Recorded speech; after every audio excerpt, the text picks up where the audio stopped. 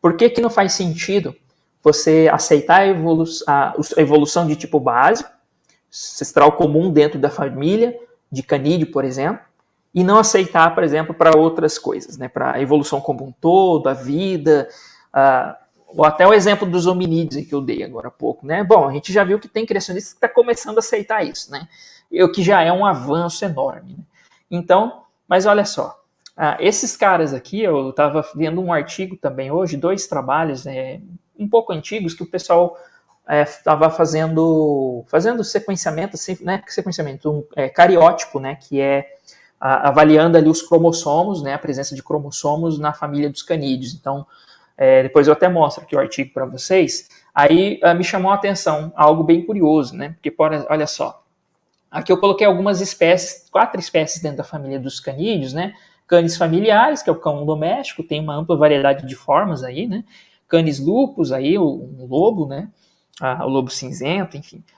O Vulpes vulpes, que é um tipo de raposinha, né? Uma raposa, que também é um outro tipo de raposa que eu não sei o nome popular dela, não sei se o Cláudio sabe, mas o nome científico é o Phenecus erga, né? Enfim, todas elas fazem parte aí dos canídeos. Coloquei só 4, né?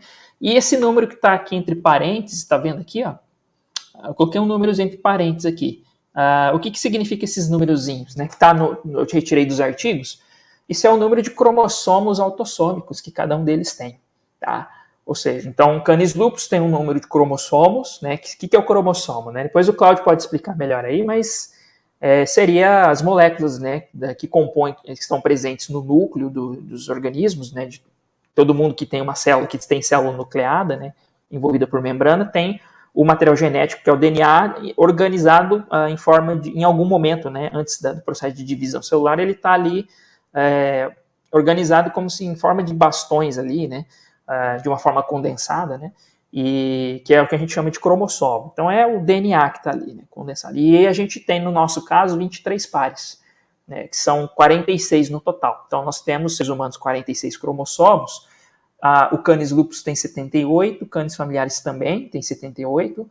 E essa espécie aqui, por exemplo, tem entre 34, na verdade ela varia, acho que talvez não sei se é subespécie ou é dentro do gênero que varia entre 34 e 38 cromossomos. E esse outro aqui tem 66, por exemplo. Esse outro orelhudinho aqui tem 66 cromossomos que são autossômicos, né? Ou seja, excluindo os cromossomos sexuais, né? Então, olha só que interessante. No nosso caso, a gente tem os 46 cromossomos, né? O chimpanzé, na família dos hominídeos, ele tem 48, né, Cláudio? Não sei se você lembra desse dado. Acho que é 48, sendo que um dos cromossomos do chimpanzé, no nosso caso, ele está fundido formando o cromossomo número 2. Então a gente tem um par a menos. Isso, exatamente, porque o número 2 ele é fusionado, né? No caso, eram 2 separados, que tá no chimpanzé ele está separado, né? Exato. Digamos que o chimpanzé tem o cromossomo 1, depois ele tem o 2A e 2B. Sim. Aí o 3, 4, 5. Esse 2A e 2B, que a gente chama de 2A e 2B, eles se fundiram no cromossomo 2, que é o humano. Sim. Quer dizer, no humano apresenta-se fundido, o 2A e o 2B, formando o cromossomo 2. Tá? Sim. E aqui, por exemplo, a família dos canídeos, a gente tem, olha só a diferença do cariótipo, né, que seria da quantidade de cromossomos, que é engraçado, né, porque dentro da família, os criacionistas aceitam, tá, mudanças, tá certo? Todos eles, inclusive o Evelyn já falou, dentro dos cães tem mudança, né? Então tá bom, então eles têm que aceitar que tem mudanças grandes no cariótipo dos organismos no processo evolutivo. Tudo isso por seleção natural, por deriva, por mutação, por um monte de coisa acontecendo. Provavelmente coisas aí mais complexas acontecendo, de troca de genes, duplicação de gene. Para isso acontecer, tem que ter duplicação de gene, tem que ter fusão de cromossomo, quebra de cromossomos, troca para lá, joga para lá, vem para cá. Ou Tudo seja, isso deve... todos os mecanismos que são propostos para que a evolução ocorra, né? Exatamente. Então, a sua argumentação é incrível, porque se eles estão admitindo que ocorre isso em família, também ocorreu na família de hominídeos. Né? Sim, exatamente. Não lembro mais, se usa hominine, né, que eles usam. Mas tem que ter ocorrido os mesmos mecanismos que a gente observa, e daí você vai no nosso DNA e observa também que ocorreram esses mecanismos, que nem você falou, duplicação, tá lá, duplicação genética no nosso DNA, tá lá a fusão de cromossomo, tá? Sim. Então não tem como fugir, né? Ou seja, eles estão admitindo que ocorre evolução. Estão admitindo. Ao mesmo tempo, eles não querem ser chamados de macacos, não no termo pejorativo. Eu sou um macaco, a Alessandra é macaco, a gente é macaco, tá? Não é pejorativo nem nada.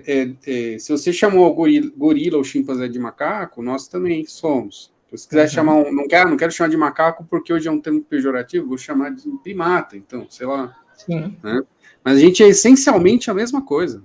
Sim. Você vai querer negar isso? Não tem como. É só olhar a nossa morfologia, né? E a nossa genética agora. Então, não dá para negar isso.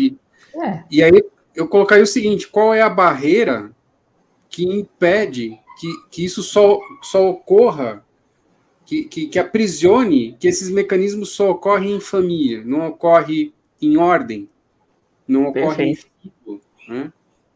Não tem nada aqui, não tem nenhuma trava, então você tem que demonstrar que está travado em nível de família. Então não pode formar novas ordens, não pode formar novos filos, né?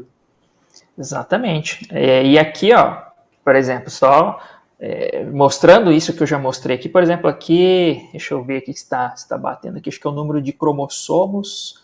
Aqui nesse caso aqui, o Vulpes Red Fox, que é a raposinha vermelha, que é aquela ali, coloquei entre 34 e 38 cromossomos, né? Não são pares, são cromos. Ou são pares, agora não, são cromossomos, né? Então eles têm 36 aqui, por exemplo. Vulpes macrotes tem 50 aqui. Então, olha só, olha a diferença entre um tipo de canídeo dentro do mesmo gênero. Tá? Mudou a espécie, mas o gênero é o mesmo. Aqui é Vulpes macrotes, ela tem 50, que é o mesmo do Alopex, por exemplo, que é 50. E aqui que é a raposa do Ártico, por exemplo. Né? E esse daqui já é outro tipo de bicho. Isso aqui não é um canídeo, é um do grupo dos procionídeos, né? Não sei se como é que chama esqueci o nome desse bicho aqui, o Raccoon Dog. Esqueci o nome dele. A gente tem no Brasil, né? Os procionídeos, tipo os seus quartizinhos, né? Eu acho. 42, aqui essa tabela, outra tabela, né? dos artigos que eu estava olhando hoje. Né? Isso aqui é artigo científico sério, tá? Que não é de criacionista. Crisóceon, que é um outro tipo de canídeo, 76. Espeotus venático, 74. Cerdóceum, Canis lupus, né, que eu já mostrei, que é o lobo cinzento, 78. Enfim, esse daqui é o Fenucus herda, 64, que eu mostrei. Acho que ele estava 64 ali, né? Isso, não, 66. Aquele só tá um pouquinho diferente. Urocion, 66. Enfim, só para mostrar, né, então, a quantidade de cromossomos, e isso, né, acontece, gente, por conta disso, por conta desses processos aí que eu falei, que o Cláudio falou. Então, tem duplicação, tem quebra de cromossomo, tem duplicação de gene, tem um monte de coisa acontecendo. Então, tudo isso eles têm que admitir que acontece e gera modificação, né, no comportamento, no fenótipo, né, dos organismos. Né? Então, ou na fisiologia, talvez, né? E a mesma coisa que aconteceu dentro da família, da nossa família, né, dos hominídeos. E a diferença entre nós, por exemplo, do cariótipo do nosso chimpanzé, ela é bem menor comparado quando a gente olha para esses daqui. Claro que a gente não vai comparar só o cariótipo, que é a quantidade de cromossomo, mas o sequenciamento. Mas mesmo no sequenciamento genético, que o Cláudio já falou várias vezes daqui também, a gente encontra essas semelhanças, né?